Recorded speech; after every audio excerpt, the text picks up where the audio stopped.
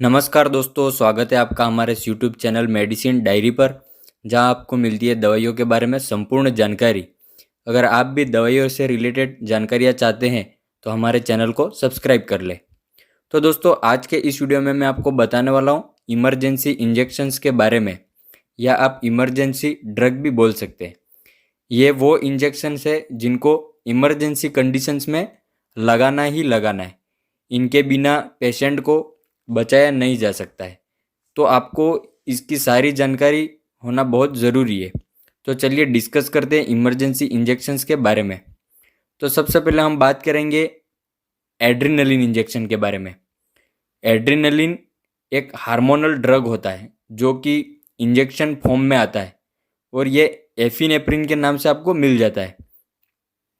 बहुत सी कंडीशंस में क्या होता है, कार्डियक अरेस्ट हो जाता है, यानी हार्ट स्लो हो जाता है।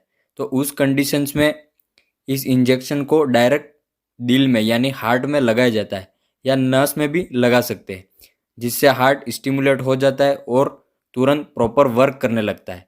तो ये बहुत इंपॉर्टेंट इंजेक्शन होता है जिसको इमरजेंसी में रखा जाता है। इसके बाद नेक्स्ट हम बात करेंगे नॉर एड्रेनलिन।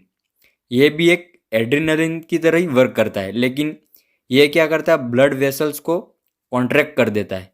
तो जब ब्लड वेसल्स का कॉन्ट्रैक्ट होता है तो तुरंत ब्लड प्रेशर बढ़ जाता है, यानी इसका यूज हाइपोटेंशन में किया जाता है। किसी के बहुत ज़्यादा ब्लड प्रेशर कम हो गया है, बीपी लो हो जाती है, तो इस कंडीशंस में नॉर एड्रेनलिन को लगाते हैं। ये भी एक इमरजेंसी इंजेक्शन होता है। नेक्स्ट आता है एट्रोपिन सल्फेट। एट्रोपिन सल्फेट का इंजेक्शन आता है जो कि 0.6 mg में होता है। इस इंजेक्शन को ब्रेडिकार्डिया में दिया जाता है। ब्रेडिकार्डिया मतलब व्यक्ति की जो हार्ट रेट है वो कम हो जाती है, जो नॉर्मल हार्ट रेट होती है उससे कम हो जाती है। तो इस कंडीशंस में एट्रोपिन को दिया जाता है, तो वो हार्ट रेट को नॉर्मल कर देता है। जो नॉर्मल 70-80 होनी चाहिए उसको उतना कर देता है। इसलिए एट्रोपिन भी इमरजेंसी में बहुत इंपॉर्टेंट होता है। अब हम बात करते हैं सोडियम बाइकार्बोनेट इंजेक्शन की। कई बार क्या होता है, पेशेंट मेटाबॉलिक एसिडोसिस की कंडीशंस में पहुंच जाता है। तो एसिडोसिस के कारण बॉडी फ्लूइड में इन्फ्लामेशन आ जाती है, जो टिश्यू है वो इन्फ्लाम हो जाते हैं। तो इस कंडीशंस में सोडियम बाइकार्बोनेट का इंजेक्शन देना पड़ता है। ये भी बहुत ज़रूरी होता है। इसके बाद हम बात करेंगे नाइट्रोग्लिसरीन इंजेक्शंस के बारे में। तो नाइट्रोग्लिसरीन को हाइपरटेंशन में दिया जाता है, किसी का ब्लड प्रेशर बहुत ज़्यादा बढ़ गया हो।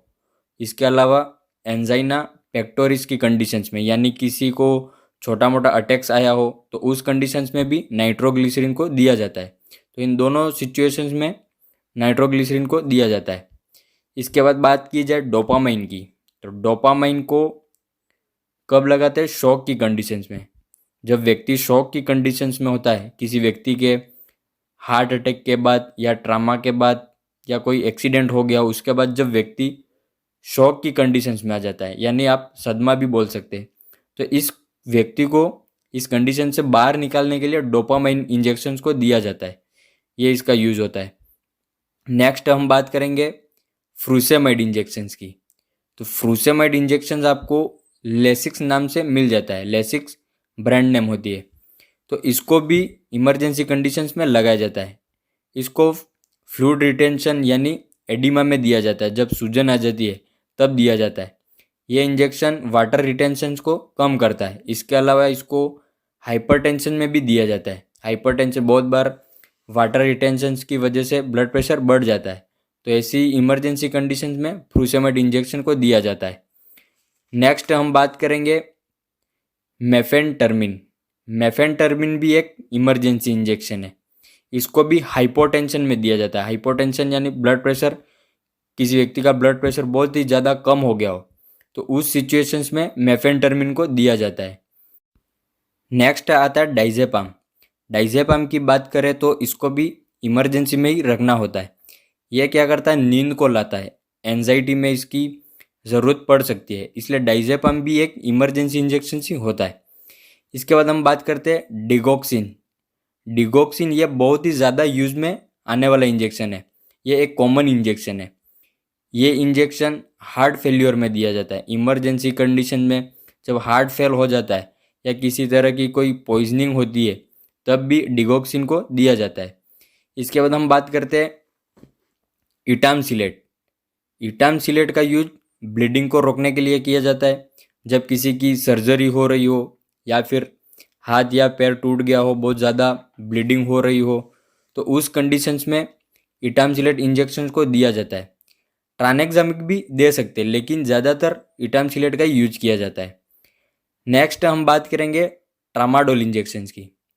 ट्रामाडोल इंजेक्शन को भी इमरजेंसी में रखा जाता है जब किसी को कोई चोट लग जाती है या किसी को कोई सर्जरी हुई हो या कोई एक्सीडेंट हुआ हो, तो जब हेवी पेन होता है, बहुत ही ज़्यादा भयानक दर्द होता है, बाकी इंजेक्शन से उसको रिलीफ नहीं मिल रहा है, जैसे डाइक्लोफेनेक वगैरह भी लगा सकते हैं, लेकिन उससे उसको रिलीफ नहीं मिल रहा है, तो उस सिचुएशन में ट्रामाडोल को दिया जाता है।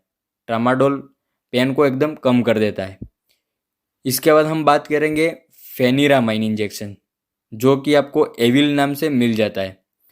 ये जब एनाफाइलेक्सिस रिएक्शन हो जाता है तब इसको देना होता है, इसलिए इसको भी इमरजेंसी में ही रखा जाता है। जब किसी मेडिसिन से कोई रिएक्शन हो जाता है या कोई अन्य चीज़ से आपको कोई रिएक्शन हो जाए, तब इस फेनिरामाइन इंजेक्शन को काम में लिया जाता है। इसके साथ डेक्सामेथासोन भी रख सकते हैं, प्रेडनिसोलोन भी रख सकते हैं। ये सारे एंटी एलर्जिक की तरह ही वर्क करते हैं। नेक्स्ट हम बात करेंगे हाइड्रोकोर्टिसोन। हाइड्रोकोर्टिसोन इंजेक्शन आता है जिसका डोज होता है 100 mg। ये इंजेक्शन कोई भी स्किन एलर्जिक कंडीशन होती है या किसी को अस्थमा की समस्या हो और लंग्स से रिलेटेड कोई बीमारी है, उसमें भी इसको दिया जाता है। इसलिए इस हाइड्रोकोर्टिसोन इंजेक्शंस को भी इमरजेंसी कैटेगरी में ही रखा जाता है। तो दोस्तों, ये कुछ इंजेक्शंस होते हैं जो इमरजेंसी कंडीशंस में यूज किए जाते हैं। इसके अलावा भी और इंजेक्शन आते होंगे जो मैंने आपको नहीं बताया होगा, तो आप मुझे कमेंट करके ज़रूर बताएं मैंने कौन सा इंजेक्शन मिस किया है। तो दोस्तों, मैं उम्मीद करता हूँ कि ये वीडियो आपको ज़रूर पसंद आया होगा। अगर पसंद आया हो तो वीडियो को लाइक कर दें और हमारे चैनल को भी सब्सक्राइब कर लें, और मैं आपके लिए ऐसी ही वीडियो लेकर आता रहूँगा।